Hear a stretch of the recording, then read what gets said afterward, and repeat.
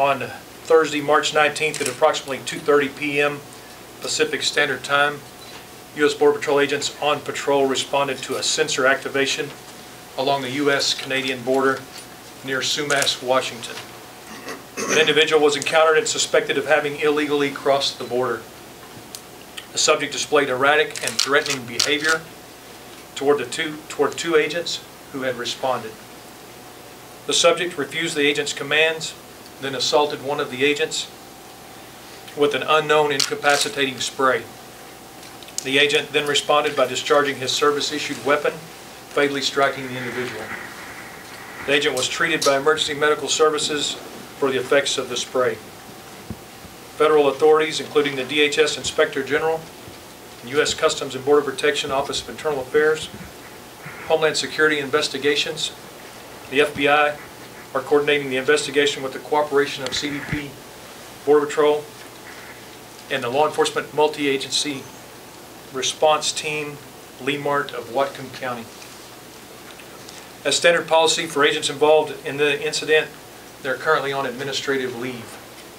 The time and service range of the agents involved in the incident is between 10 and 19 and a half years. As you all know, a shooting is a very traumatic event for a law enforcement officer.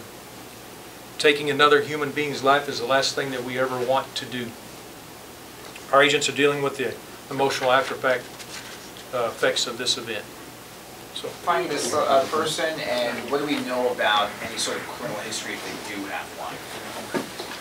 Our investigation is still continuing, but our preliminary findings reveal that this person is wanted for a murder that occurred in another jurisdiction. At this point, I'm not going to comment any further on that. We still have, it's an ongoing investigation in another jurisdiction, and we're certainly cooperating with them in that effort. Is that jurisdiction in Canada? I'm not going to comment on the specific jurisdiction now because that is a continuing investigation as well that we would not want to jeopardize. Can you say if the person's a Canadian citizen? We've not confirmed what the person's citizenship is. We've confirmed that he's entered the country from Canada illegally. Did he have any weapons that were found with him besides his pepper spray? There was a hatchet found in a backpack that was located in his initial encounter with the agents, but it was not displayed as a weapon in this instance. Do we know how long he was inside the border before he made contact with agents? We do not. Our investigation into that is continuing, but there are sensors in the ground, as the chief pointed out, and they were alerted to his presence and quickly responded. Did you receive 911 calls from anyone who had seen this person before the contact was made? No. Do you know whereabouts on the border this person crossed? It crossed on Newman Road, which is in the city of Sumas. Near Newman Road, or north of Newman Road.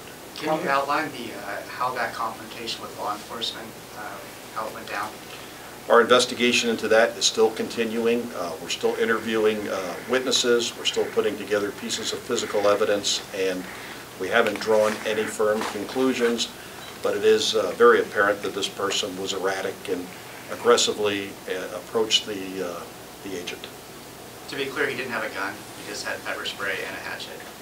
I didn't say pepper spray. At this point, we know he was sprayed with an irritant that burned the agent's face and required medical treatment.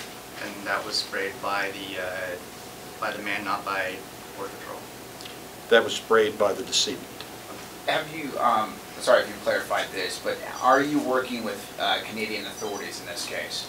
Well, because of the proximity to the border, we're of course going to work with the Canadians and law enforcement and coordinate with them as well.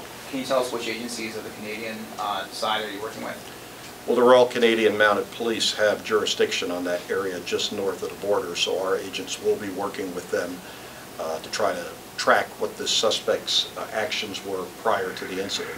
Anyone out of Vancouver? I have no knowledge if it's anyone out of Vancouver, no. Is there anything you can tell us about the sensor activation? I'm not going to comment on that further. The Border Patrol has security concerns. I think everyone knows there's sensors in the ground, but what activates them may potentially negate their effect in identifying others crossing the border. So I don't want to get into a protracted discussion about that. How long before the confrontation did that sensor get activated? I don't have the timeline down on that yet. Do you anticipate that the man's identity will be released at some point today? We're going to be working with the Whatcom County Medical Examiner's Office to confirm the identity, and at some point that will be released. I can't tell you for sure if it will be today or next week. So thank you very much for coming out here, and we look forward to keeping you updated as we receive more information.